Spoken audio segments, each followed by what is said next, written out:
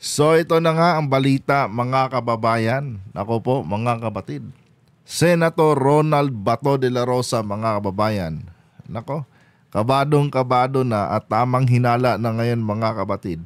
Dito sa sinasagawang hearing ng Quad Committee ng House of the Representative mga kababayan.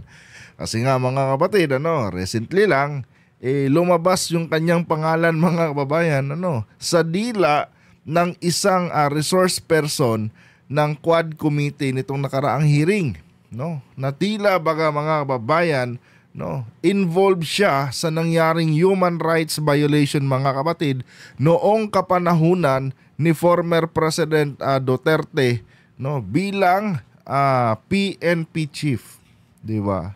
So ngayon mga kababayan, nababahala itong si Senator Ronald Bato de la Rosa mga kapatid na di umano itong nasabing mga hearing na sinasagawa ng Quad Committee ngayon ng House of the Representative ay posible di umano ito mga kababayan na gamitin ng ICC laban sa kanila. Kasi nga mga kababayan, meron pong kinakaharap na kaso itong si former President Duterte, kasama na itong si Senator Ronald Bato de la Rosa, patungkol doon sa mga human rights violation mga kapatid na nangyari under the Duterte administration. Pero bago tayo magpatuloy mga kababayan, huwag kalimutang mag-subscribe at pakilike po ang ating video para i-share pa ni YouTube sa iba pang hindi pa nakakapanood. So ito yung balita ngayon mga kapatid, galing dito sa busog pa ako galing dito sa Philippine Star mga kababayan. Bato de la Rosa suspect, Quadcom hearings will be used for ICC case. Ngayon mga kababayan, kung ako ang tatanungin mga kapatid, posible nga ba ito? Sa simpleng analyzation ko lang mga kababayan, posible po ito. At tama, itong hinala ni Senator Ronald Bato de la Rosa mga kapatid, na baka nga magamit ito ng ICC laban sa kanila ni former President Duterte. Kasi nga mga kababayan, kung titignan nating mabuti, yung takbo ng investigasyon ng Quad Committee mga kapatid, ito po ay nagko-collaborate mga kababayan dito sa investigasyon ng ICC patungkol sa human rights violation. Yung mga witness mga kapatid ng nasabing hearing ng Quad Committee ay iisa ang tinuturo na involved dito. 'Di ba? Si former President Duterte at itong si Bato de la Rosa. Yung mga witness din mga kababayan na meron itong ICC, ay iisa din ang tinuturo mga kapatid. Si Duterte pa rin at ang kanyang mga kasamahan at kasama doon, si Senator Ronald Bato de la Rosa mga kababayan. 'Di ba? So ngayon mga kapatid, malaki ang possibility talaga na itong Quad Committee hearing na ito, itong mga lumalabas ditong mga revelasyon sa Quad Committee hearing ng House of the Representatives, ay pwedeng gamiting material, nitong ICC sa paghain ng kaso laban dito kay former President Duterte at sa kanya pang iba pang mga kasamahan under the Duterte administration. At isa na nga doon mga kababayan, si Senator Ronald Bato de la Rosa. Tumpak si Bato dito mga kapatid. Basahin natin to. Senator Ronald Bato de la Rosa on Friday, August 30 said that the House of the Representatives mega panel probe may be used in the International Criminal Court's investigation into alleged human rights violation in the country during the time of former President Rodrigo Duterte. Diba? Yan ang analysis ni Bato na sa palagay ko mga kababayan, tama yung kanyang analysis dito. 'Di ba? Sabi pa dito, despite not being asked about the ICC, De La Rosa told reporters that there is likely connection. So sa madaling sabi mga kababayan, nararamdaman na pala ito, no, ni Senator Ronald Bato de la Rosa, no, na posibleng mag-link, no, itong mga lumalabas dito sa investigasyon ng Quad Committee dito din sa investigasyon, mga kababayan, na ginagawa ng ICC. Ito pa, De La Rosa said, no, he held no grudge, no, against the chairpersons leading the 4-panel strong inquiry into Philippine offshore gaming operators or POGO, no, extrajudicial killings and illegal drug trade, no. The former police chief said they were merely doing their jobs, no. However, ito mga kapatid, no, may pointing fingers nang nangyayari dito. No. However, he was suspicious of the person who was allegedly behind these hearings, none other than the House Speaker Martin Romualdez. Yon, 'di ba? Nandun agad yung naratibo nila, mga kababayan, ano? Ito common talaga ito, mga kapatid, no? Dito sa partido nila former President Duterte, no? Dito sa mga kaalyado ni Duterte, mga kababayan. Common ang ganitong naratibo na di umano, mga kababayan, pinupolitika sila, no? Pinupolitika sila. Tingnan niyo sabi ni Bato dito, mga kababayan, no? However, he was suspicious of the person who was allegedly behind these hearings, none other than the House Speaker Martin Romualdez. So ini-insist na naman ni Bato dito, mga kababayan, or gina-justify na naman ni Bato dito na pamumulitika ulit ito na atake laban sa kanila. Nabubulol ako. No? Pamumulitika daw ito, mga kapatid. Kasi nga, no, medyo mainit ngayon ang Duterte at Marcos. 'Di ba? Ito agad yung narrative, mga kababayan, na gusto nilang i-emphasize sa taong bayan. Gusto nilang iligaw ang taong bayan sa katotohanan, mga kapatid.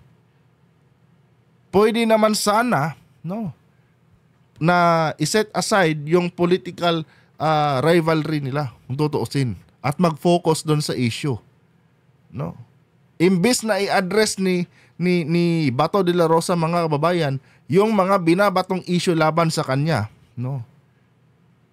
Binablind niya ang taong bayan, mga kapatid, na di umano isa na naman itong uri ng political attack laban sa kanila, laban sa kampo nila Duterte, no. Kaya ngayon, diniin niya dito si Martin Romualdez na di umano, mga kababayan, no, ang utak dito sa nangyayaring investigasyon, no.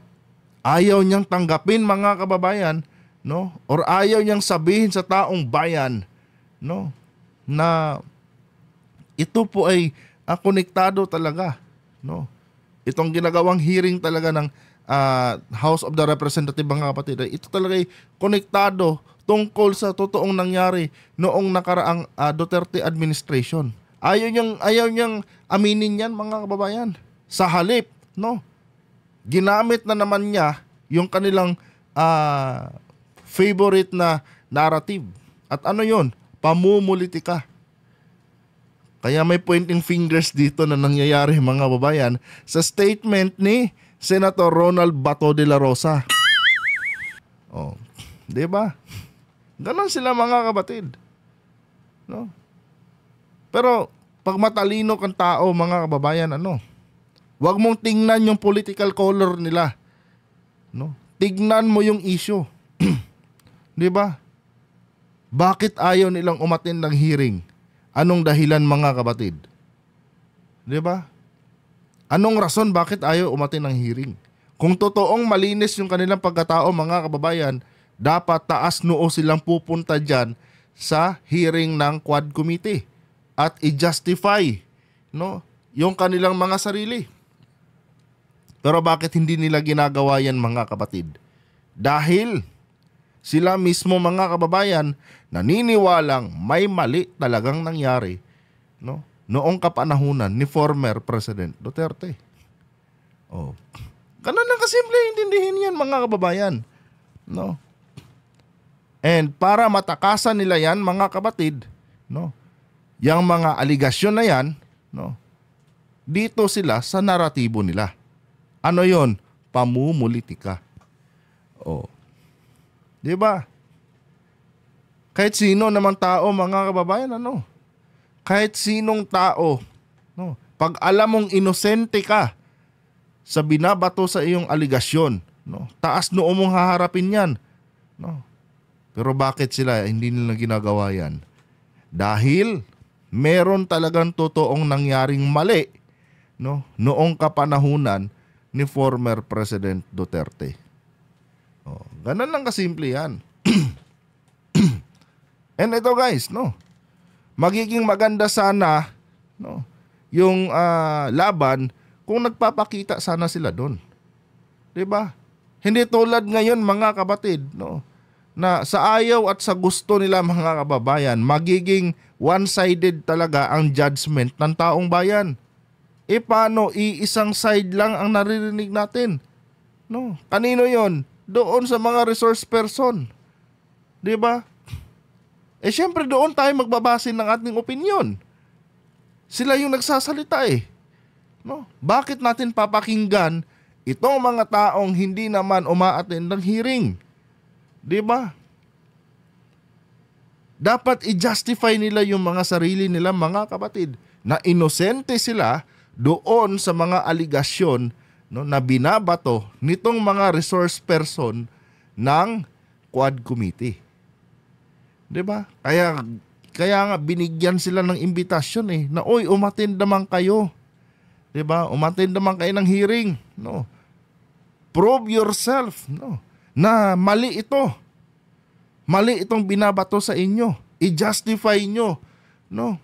Mga tuwiran kayo kung bakit nangyari ito. No. Imbis na 'yun ang gawin nila, mga kapatid, hindi 'yun ang ginagawa nila. Ang ginagawa nila, mga kababayan, nire-reverse nila, no? Sa iisang naratibo lang. 'Di ba? Pamumulitika, mga kapatid. Tapos ngayon, magtuturo ka na di umano si Martin Romualdez. Oh. 'Di ba? Wala eh.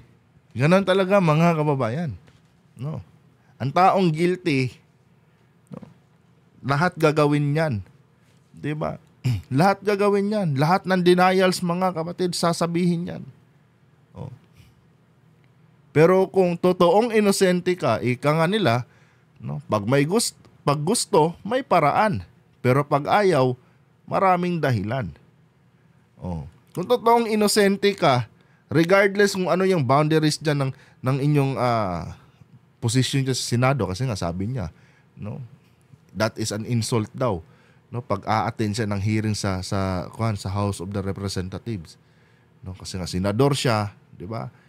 Baga gusto niyang i-emphasize yung kanyang protection, mga kapatid, bilang senador, 'di ba? Well, itong mga politiko naman, mga kababayan, ano, maraming politiko kung saan, mga kapatid, isa sa mga dahilan kung bakit sila tumakbo is para doon sa kanilang immunity na tinatawag, no. So ngayon, ito din yung ginagamit ngayon ni Bato, no. Hindi umano, hindi siya pwedeng umattend diyan dahil parang bastusan na yung mangyayari pag umattend siya diyan, dahil senador nga siya, 'di ba? May mga protection siya, no, may mga karapatan siya, no, na ganun eh. Oh. Pero kung ikaw, malinis kang klaseng tao at alam mong mali yung mga binabato sa'yo, regardless kung anong immunity pa yung meron ka dyan, no? Regardless kung anong mga protection pang meron ka dyan, no? A-attend ka at papatunayan mo sa harap, no, ng taong bayan na inosente ka at mali yung binabato sa yung aligasyon. Kanya nga lang, mga kapatid, no? Iba yung kanilang ginagawa, no? Binabaliktad nila. Gumagawa sila ng kanilang sariling paraan, no, para mabaliktad yung katotohanan. Wala eh. Ganun talaga, mga kababayan. Anyway, mga kapatid, no, hanggang dito lang tong video na ito. Huwag kalimutang mag-like, mga kababayan, ano, kung nagustuhan nyo po ang ating content ngayon, at paki-subscribe na rin, mga kapatid. And kayo din dyan, guys, no? Huwag kayong mahiyang mag-comment dyan ng inyong mga opinion. Ano sa tingin niyo mga kapatid? No. Inosente ba si Senator Bato laban sa mga aligasyon na binabato sa kanya o guilty? No, comment niyo dyan sa baba. Hanggang dito na lang. Adios.